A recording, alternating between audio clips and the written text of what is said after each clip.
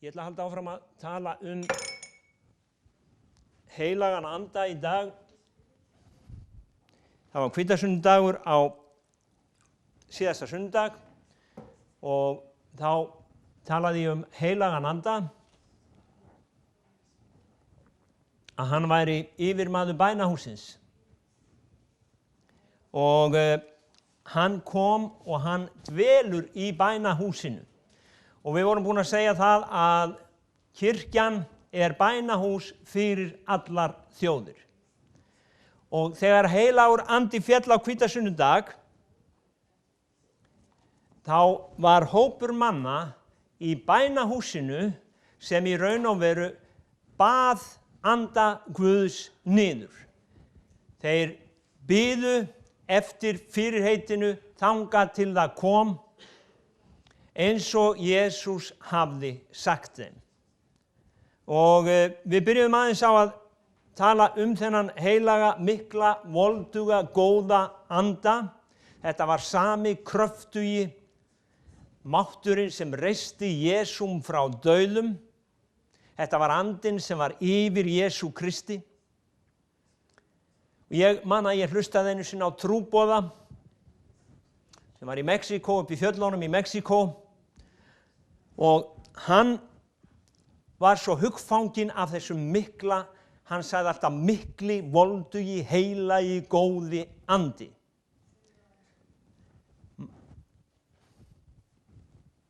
Mikli, voldugi, nú ég búin að gleyma því hvernig hann sagði það. Great, wonderful, powerful, mighty, holy spirit. Great, wonderful, mighty, holy spirit. Majestic, holy spirit. Og einhvern tímann kom þessi maður að jarðaför, þar sem var verið að jarða konu sem var meira en 90 ára gömul. Og hann gekk að kistunni og hann sagði, mikli, voldugi, góði, heilagi andi, reistu þessa konu upp frá dauðum. Og hún reis upp frá dauðum. Í annars skipti var þessi predikari að fara yfir á, og hann var á bíl, og í miðri ánni þá drepur bíllinn á sér, og þið vitið það að það ekki gott að vera með húddið undir vatni, og bíllinn stopp. Og bíllinn vildi ekki starta í gang. Og þá kom viðkvæðið, mikli, voldugi, heilagi, góði andi, ég þarf að fá þennan bíl í gang. Og viti menn, bíllinn startaði í gang. Og ég man að ég horfði á myndbönd, það voru 4 myndbönd með þessum manni, þetta var maður, ekki þekktur maður, þetta var maður sem var í hinum afskekktu héruðum í Mexíkó upp í fjöllunum að predika Guðs orð. Og hann treysti þekkti nafn Drottins, treysti á það og þekkti þennan heilaga anda sem var gefinn í stað Jesú Krist.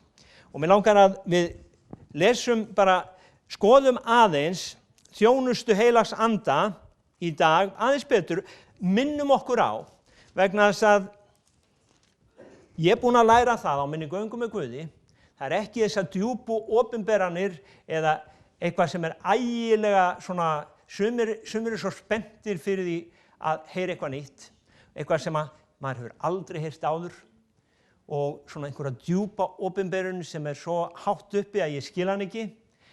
Það ekki það sem hjálpar okkur á göngunni, það eru þessir einföldu hlutir, alveg eins og konaðinn kenni þér, ekki kreista tannkremstúpuna ofarlega, kreista hana neðanlega, skrúaðu lokið á. Þetta svona hlutir sem að karlmenn eiga erfitt með að læra, og það eins með okkur á göngunni með Guði. Það þessi einföldu hlutir sem heilagur andi þarf alltaf að vera að minna okkur á. Alltaf. Og í öðru Korintubréfi, 13 í íslensku þýðingunni, það 13:14 í ensku þýðingunni. 13:13, það hlýtur að vera mikil happ að tala, 13. Af því að heilagur andi, hann dvelur í þessu vessi, náðin Drottins Jesú Krist, kærleiki Guðs, samfélag heilags anda, sé með yður öllum. Ok? Samfélag, hér hann að segja, að samfélag heilags anda, það stendur okkur til boða og það sem Páll í rauninni að segja, taliði við heilagan anda, rækiði samfélagið við heilagan anda. Nú sumir segja við eigum ekki að biðja til heilags anda, sjáðu til, Jesús í heilugum anda. Andinn var yfir Jesús talaði við hann. Heilagur andi einn af guðdómnum, hann einn af þrenningunni og þetta andinn sem var yfir Jesú og þetta andinn sem var í Jesú og þetta andinn sem í þér og mér eftir að við tókum á móti Jesú sem okkar frelsara. Þetta þessi allos sem við töluðum gríska orðið, ég mun gefa þér annan hjálpara. Annar, gríska orðið allos, og ég ætla bara að rifja það upp, að það annar eins og ég. Jesús segir, ég ætla að gefa ykkur, ef að ég fer ekki burt, þá kemur hjálparinn ekki, en ef að ég fer burt, þá kemur hjálparinn, og þetta annar hjálpari. Jesús var hjálpari, en þetta annar. Hann alveg eins og ég, hann mun gera í minni fjarveru, það sem ég myndi gera ef að ég væri með ykkur. Þannig að heilagur andi kom í stað Jesú. Og við sögðum að heilagur andi getur verið allstaðar. Og, fyrir mannlegan huga það skrítið, en ef að Donald Trump getur verið allan heim á sjónvarpsskjánum, hversu miklu fremur getur ekki heilagur andi verið allan heim og hann þarf ekki sjónvarp. Sjáðu, Guð vissum allar þessar rásir og bylgjur áður en að mennirnir fundu þær upp. Þannig að Guð, hann þarf ekki sjónvarp til að opinbera sig. Hann þarf ekki síma, sumir halda það hann þurfi síma, en hann þarf ekki síma. Guð getur náð til þín símalaust. Guð þarf ekki Facebook. Hann sagði, ég mun láta mína ásjónu lýsa yfir þig. Sem enskan segir, I will let my face shine up on you. Þannig að það líka til himnesk Facebook. Himnesk eða ásjónubók. Þannig að Guð þarf ekki á þess að halda, hann getur verið allstaðar. Og það svo dásamlegt við þennan heilaga anda, að við erum kannski að tala eitthvað hérna, við erum að biðja eitthvað hér, svo fer maður á Facebook og maður sér einhvern sem maður þekkir ekki neitt einhvers staðar út í heimi. Guð að tala nákvæmlega það sama til hans, þau að biðja nákvæmlega það sama. Þannig heilagur andi, hann í raun og veru drottinn yfir kirkjunni, hann yfirmaður bænahússins og hann talar til kirkjunnar. Og þess vegna þessi hvatning Páls að samfélag heilags anda sé með yfir öllum, taktu heilagan anda inn. Ekki skilja hann eftir úti. Hafðu hann með þér. Ekki loka á hann. Leyfðu honum eiga samfélag við þig. Það það sem Páll að segja. Leyfðu heilugum anda að eiga samfélag við þig. Það alveg undir þér komið. Alveg undir þér komið. En loforðið var að hann mun vera, Mattheus 28:20, hann mun vera með þér alla daga, allt til enda veraldar.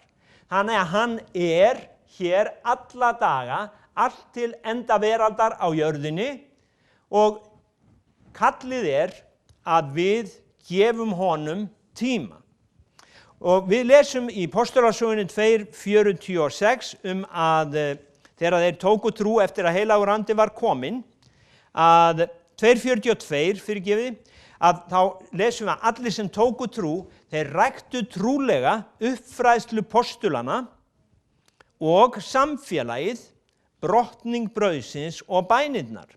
Þeir ræktu þetta trúlega, uppfræðslu postulana og samfélagið. Það var það sem að samfélagið, þeir ræktu samfélag bænahússins, þeir komu saman 2 á dag til að biðja. Hugsið ykkur. Það var dýnamist andrúmsloft í kringum þessa kirkju. Þeir komu saman morgunbæna, þeir komu saman til síðdegisbæna. og þeir höfðu tíma til þess, hugsið ykkur. Og það voru miklir hlutir sem gerðust í kringum þá. Og í Gamla testamentinu, kannski fer ég aðeins á undan mér, það var þessi andi, það var þessi dýnamiski andi sem var til staðar. Og ef við berum það saman við anda heimsins, hugsið ykkur, það annar andi í heiminum, í samfélagi heimsins. Það allt annar andi. Það neikvæður andi, það lýandi, það blekkingarandi og þessi andi, hann á ekki samleið með Guðs anda. En samt kemur fólk saman, kannski daglega, á skemmtistöðum í heiminum, drekkur í sig þennan anda í gegnum svona infusion, inntöku efni, það drekkur áfengi og svo kemur andinn yfir það. Og svo verður allt svo gaman og svo þegar andinn nær betur tökum á þeim, að þá fær andinn þau til að gera það sem hann vill gera og þá ekki endilega alltaf lengur gaman. Þá ertu búin að gera eitthvað sem hún vissir ekkert hvað varst að gera og ætlaðir ekki að gera. En þannig ekki heilagur andi, þannig ekki samfélag heilags anda. Samfélag heilags anda heldur okkur alltaf upplýstum, við vitum alltaf hvað við erum að gera.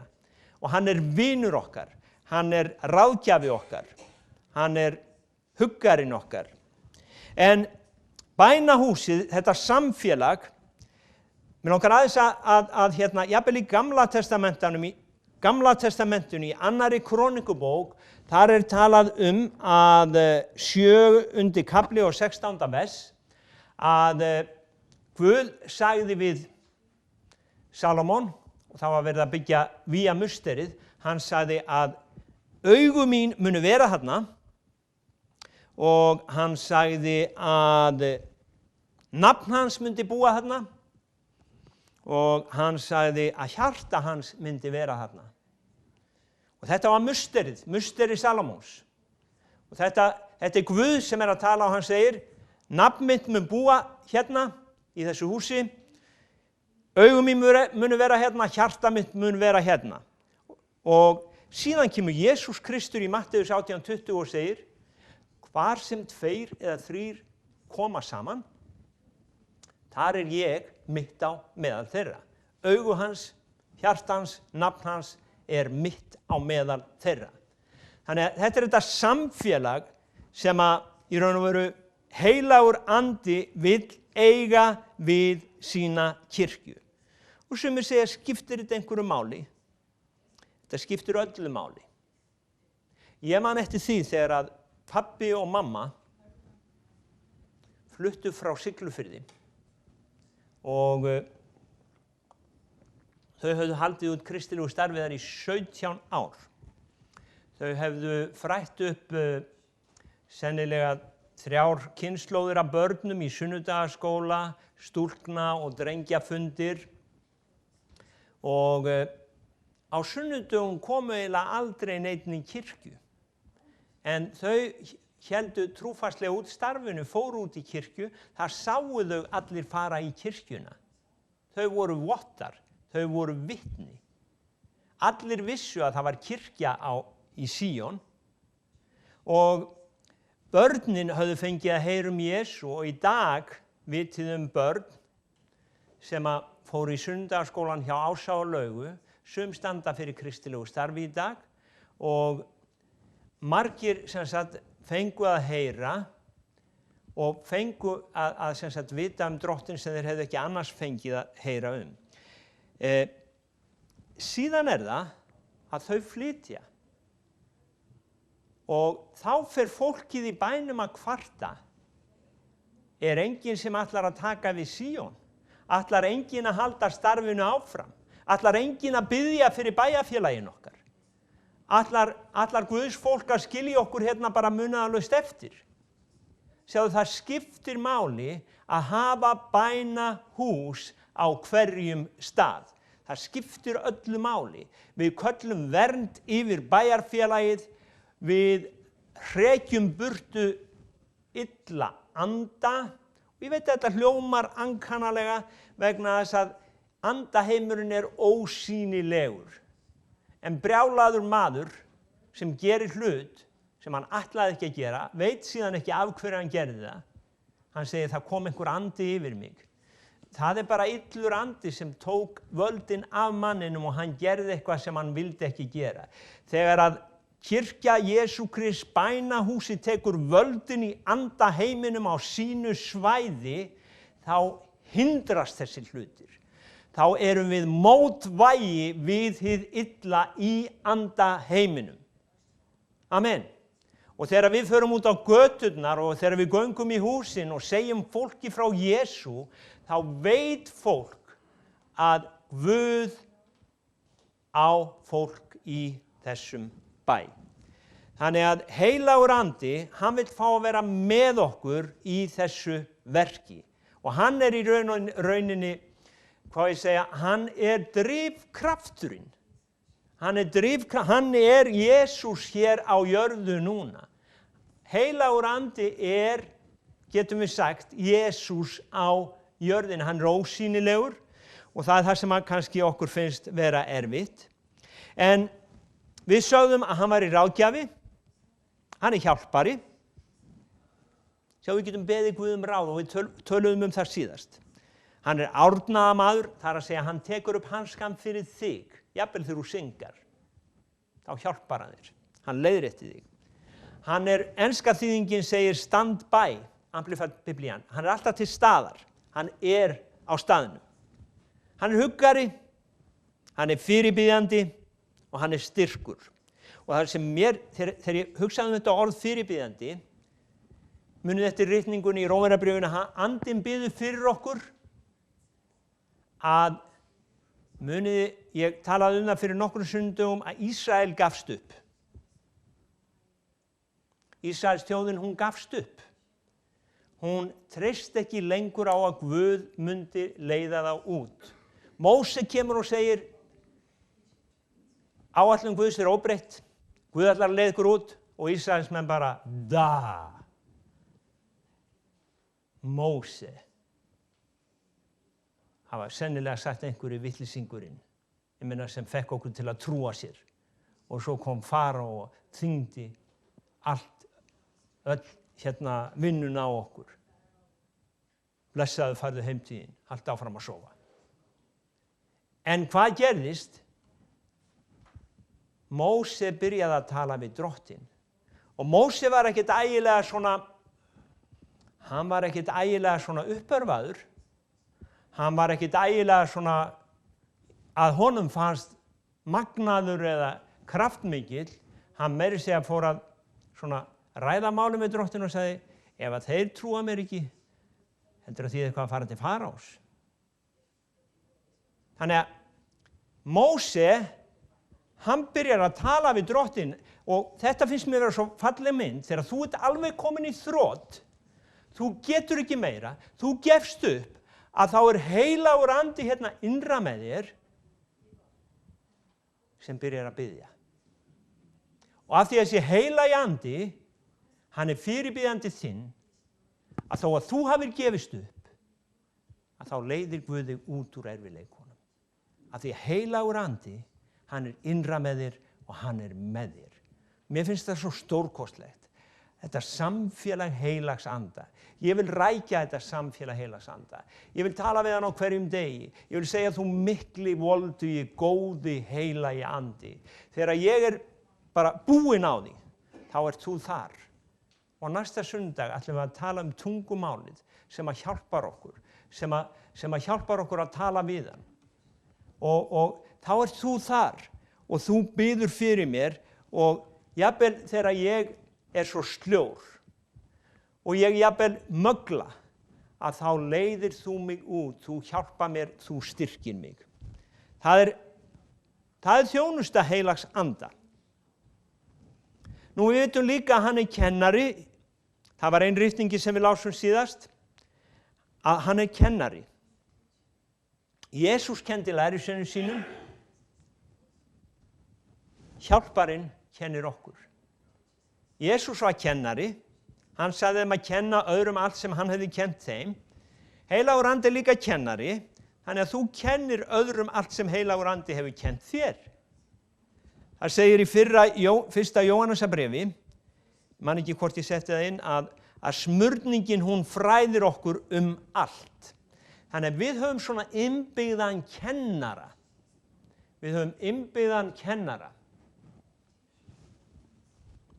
Það var Jóhannes 14:26, hann er kennarinn okkar.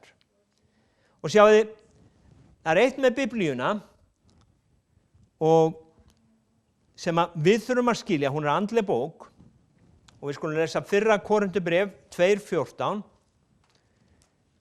Hún er andleg bók og menn vilja rökræða Biblíuna stundum á mannlegum nótum og það bara gengur ekki upp. Það gengur ekki upp. Þú talar ekki íslensku á einhver öðru tungumáli, þú verður að túlka það. Sjáðu, andlegt mál er ekki skilið af náttúrulegum mönnum. Hér segir, maðurinn án anda veitir ekki viðtöku því sem Guðs anda er, því honum er það heimska. Hann getur ekki skilið það af því að það dæmist andlega. Og ég man alltaf að ég las þetta fyrir vin minn eftir ég frelsaðist. Við vorum að keyra í sendiferðabíl og ég var nýfrelsaður, þetta var gamall drykkjufélagi minn og ég var með Nýja testamenti með mér og hann var að svona hneykslast á því að ég hefði látið heila þvo mig og plata mig og ég sagði við hann, Jónas minn, ég ætla að lesa hérna fyrir þig. Sko, svona náttúrulega, ég man nú ekki, ég hafi nú kannski nota bara svona kjánar eins og þú, það er ekki von að þið skiljið, en hérna, það segir náttúrulegur maður eða maðurinn án anda veitir ekki viðtöku, það er ekki von að þú skiljir þetta, Biblían segir það. Og ég las það fyrir hann. Og, ég man ekki hverju hann svaraði, en við erum ágætis kunningjar í dag, en þessi nána vinátta, hún rofnaði. Hún rofnaði því að hann vildi ekki fylgja Guði. En sjáu þið, ég gat ekki í raun og veru, hann skildi þetta ekki. Og fólk skilur þetta ekki nema heilagur andi komi og opni og ljúki upp. Stundum opnast þetta þegar fólk heyrir orð Guðs predika af því að heilagur andi hann kemur og hann talar í gegnum orðið. En heilagur andi er kennarinn og þegar við lesum þessa bók þá er svo gott að eiga heilagan anda sem að þú ert að lesa eitthvað hérna og allt í einum klikk. Hann kennir þér eitthvað. Hann kennir þér. Orðið í Sálmi 9:11 sem ég hafði hérna, sem ég vitnaði áðan, þeir þekkja nafn Drottins, treysta honum.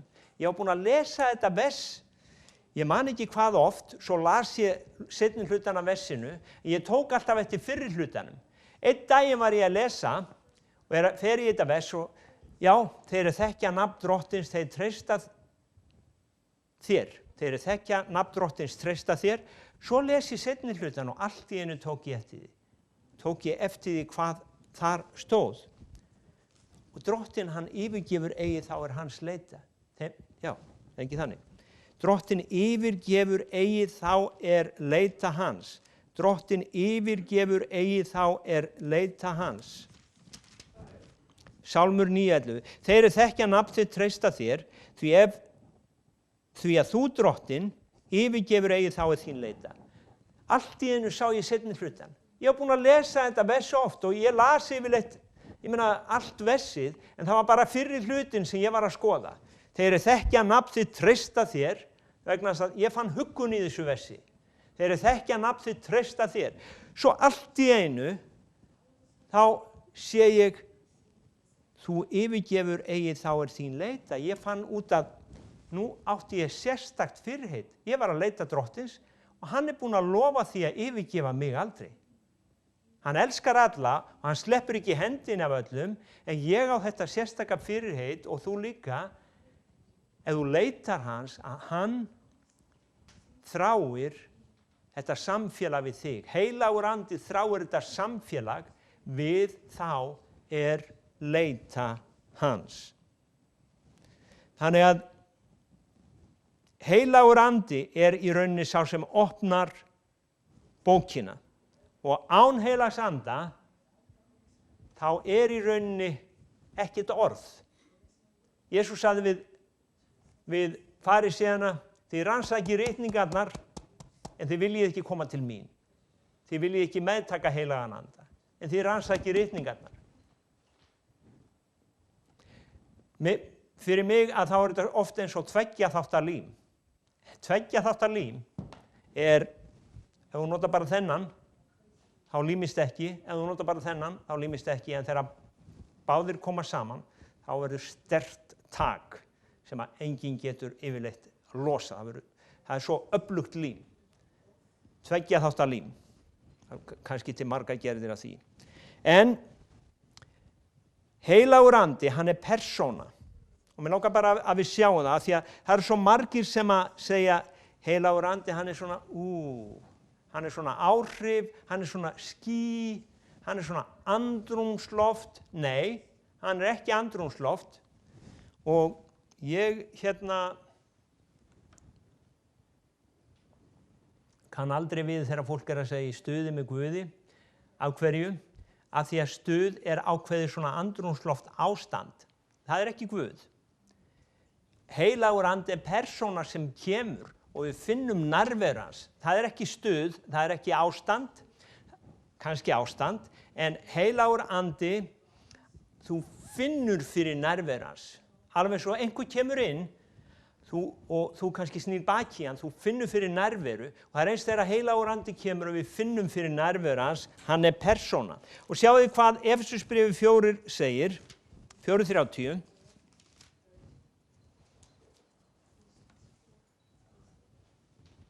Hryggið ekki Guðs heilaga anda, sem þér eru innsiglaðir með til endurlausna dagsins. Hryggið ekki Guðs heilaga anda. Þú hryggir ekki ský, þú hryggir ekki andrúmsloft, þú hryggir ekki eitthvað sem svona almennt, þú hryggir bara persónu. Hryggið ekki Guðs heilaga anda. Hryggið ekki Guðs heilaga anda sem þér eruð innsiglaðir með. Við getum hryggt hann. Og ég held að það sé vandamál að við hryggjum oft heilagan anda. Hvernig hryggjum við heilagan anda? Jú, ef við berum ekki sömu lotningu fyrir föðurnum og heilagur andi gerir. Ef við berum ekki sömu lotningu fyrir Jesú og heilagur andi gerir. Það þýðir ekki það að við megum ekki hafa gaman og grínast, nei, en það þýðir samt það að við berum virðingu fyrir Guði og hans syni. Og ef við gerum það ekki, þá hryggjum við heilagan anda. Og það annað sem hryggir heilagan anda. Ef þú nennir ekki eiga samfélag við hann, það hryggir hann líka. Ef þú vilt frekar eiga samfélag við einhvern annan heldur en hann, það hryggir hann líka. Kona mín þannig ef ég vil frekar eiga samfélag við eitthvað annað en hana. Það ekki bara hryggir hana, það gerir hana reiða. En heilagur andi, hann hryggist ef við viljum ekki eiga mér langar bara að ég ekki að segja þetta til að dæma okkur, ég bara að segja þetta til þess að við séum meðvituð að heilagur andi, hann vill og hann talar oft til okkar og kannski þekkjum við hann ekki. Kannski höldum við þetta sé bara einhver rödd í hugarheim okkar, en hann vill fá að komast að. Hann persóna. Og já, ég myndist á það að pabbi og mamma þau voru vottar þar sem þau voru og við erum líka vottar. Líf okkar vitnisburður í raun og veru, já, hvað sem helst. Spurning. Í postulasögunni þá lesum við að þegar andinn kom, lesa eitt vers, það segir tákn, 5. kafli, 12. og 13. vers. Fyrir hendur postulana gjörðust mörg tákn og undur meðal liðsins, allur söfnuðurinn kom einum huga saman í súlnagöngu Salómons. Engir aðrir þorða samlagast þeim, en fólk virti þá mikils. Fólk virti þá mikils.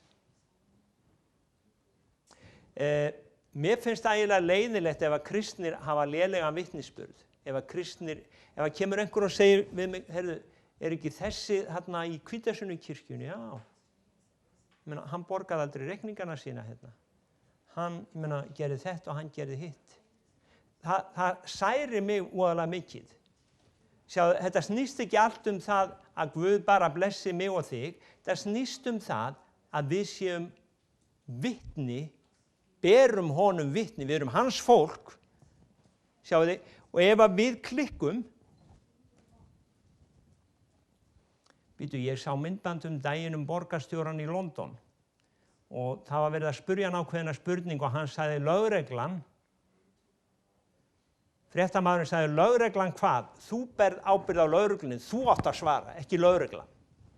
Sjáðu til, þegar við stöndum okkur ekki, að þá fær nafnið, við erum, heyrðu, hann er frelsaður þessi, og hann gerir þetta. Hann er frelsaður þessi og hann gerir þetta. Meira rugli þessi trú. Sjáðu, að það er nafnið sem verður fyrir lasti. Það er nafn Guðs sem verður fyrir lasti. Þetta er svona hlið sem að fáir tala Það er alltaf talað ekki dæman. Ekki dæman. Já, en ef að þú svertir frelsara minn sem við höfum sameinast að fylgja og ef að þú ert öfugur vitnisburður að þá má ég alveg tala við þig. Ég má alveg segja þér það. Og ég má biðja þig að fara og bara, biðja fyrirgefningar á því. Það er það sem Biblían kennir. Og það eru þessi hluti sem að hryggja heilagan anda og hryggja Drottinn og þetta að vera vottar, að vera vitni. Biblían segir þér munu öðlast kraft heilagur andi kemur yfir yður og þér munu verða vottar mínir. Getum við verið vitni klikkað? Já. Ég gerði kokkinn á togaranum einu sinni mjög reiðan. Ég stal vöfflu nóttu til sem átti ekki að vera á nóttu til. Og hann er að þusa þarna. Hver hefur gert þetta? Hann var morgunmatur og ég segi, ég gerði það. Nú þú, jæja vinur.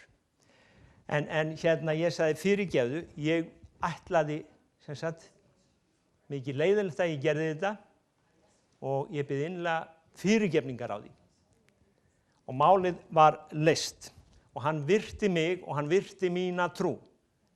Sjáðu til að ef við erum ekki að segja að þessa hluti til þess að ýta fólki niður, við erum bara að segja að það er til fyrirgefning, það er til lausn, en ef við gerum eitthvað rangt og við biðjum fyrirgefningar, þá tekur fólk okkur aftur í sátt og segir, jú, hann er sannur Guðsmaður, hann baðst fyrirgefningar. Fólk ætlast ekki til þess að við séum óskeikul, en það ætlast samt til þess að við framgöngum eins og Jesú í hógværð og auðmýkt. Og það er hógværð og auðmýkt að biðja fyrirgefningar, en hvernig sem við gerum þetta allt saman, þá munum við það að við erum vottar, við erum vitni. Og hérna sjáum við að þeir voru mikils virtir. Allt fólki bar virðingu fyrir þeim, en það þorði enginn að koma inn. Það er svolítið eins og hérna, það þora fáir að koma hérna inn. En fólk ber virðingu samt fyrir okkar trú, vona ég. Nú, Postulasagan 10:38, þar sjáum við að hjálparinn var með Jesú. Það er sagan Jesú, hvernig Guð smurði hann heilugum anda.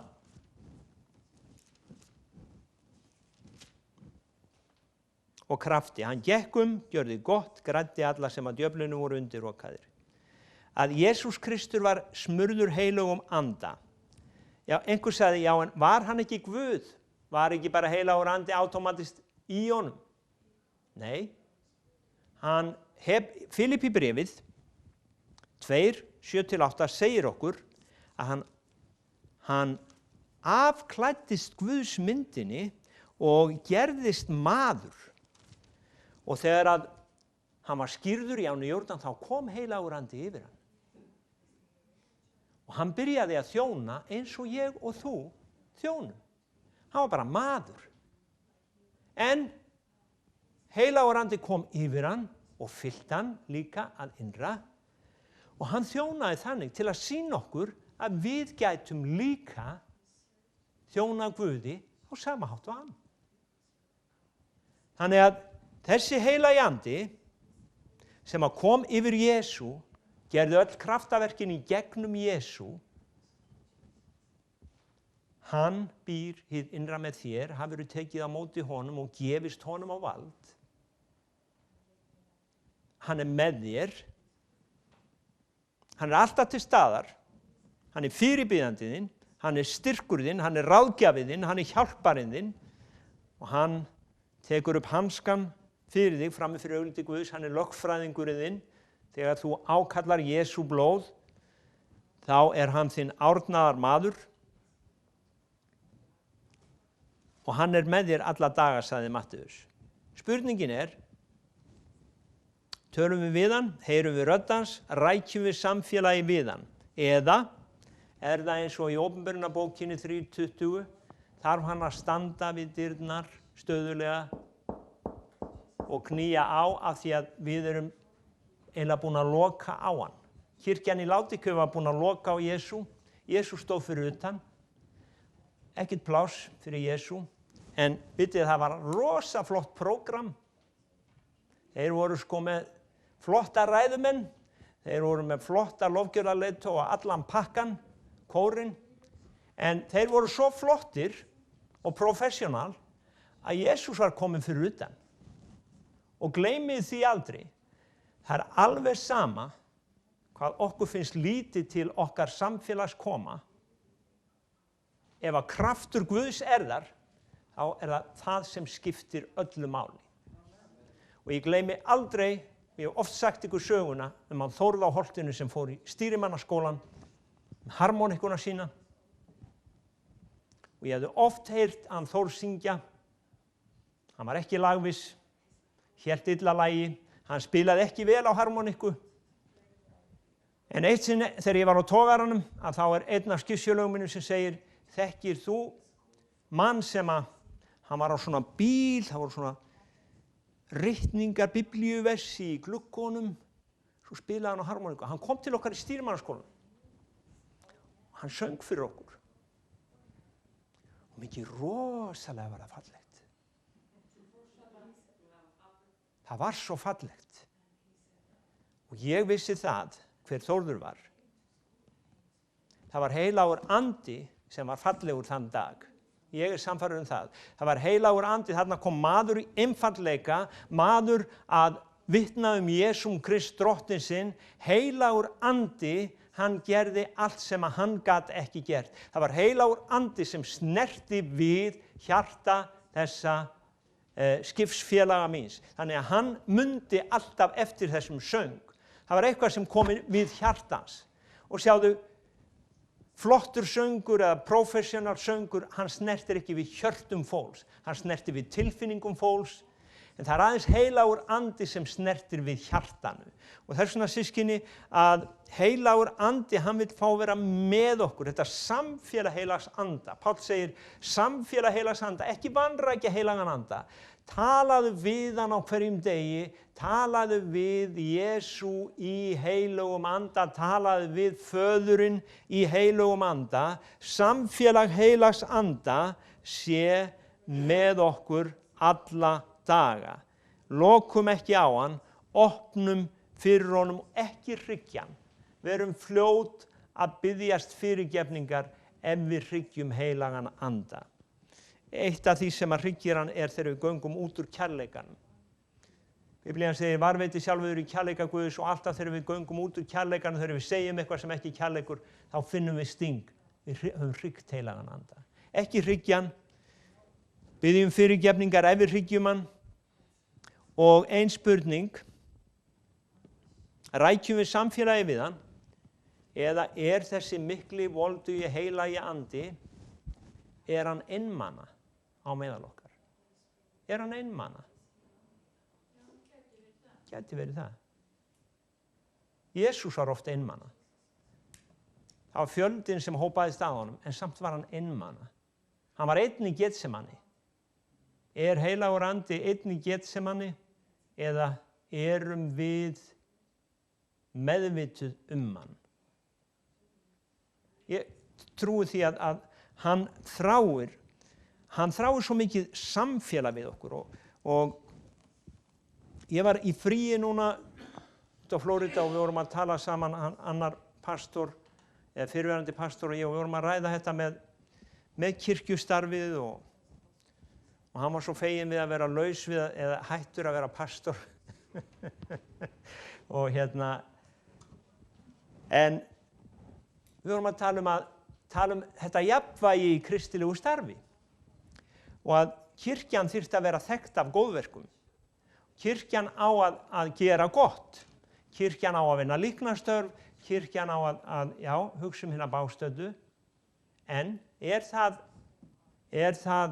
sem sagt markmið kirkjuna númer 1? Nei, Jesús sagði okkur að gera lærisveina. Og þegar ég að tala um heilagan anda, hann fyrir lærisveina. Ef þú ætla bara svona að vera áhorfandi og bara, ég að messa þetta, ég ætla að koma messu, ok, þá þarftu ekki heilagan anda. En ef þú vilt vera lærisveinn, lærisveinn einhver sem stöðugur fylgismaður Jesú, hann alltaf að læra þetta nýjasta.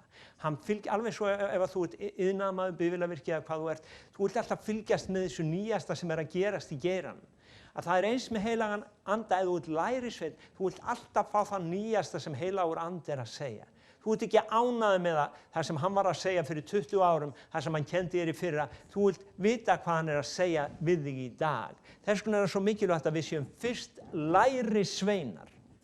Og lærisveinn vill líkna fátækum, lærisveinn vill sem sagt hjálpa bágstöddum.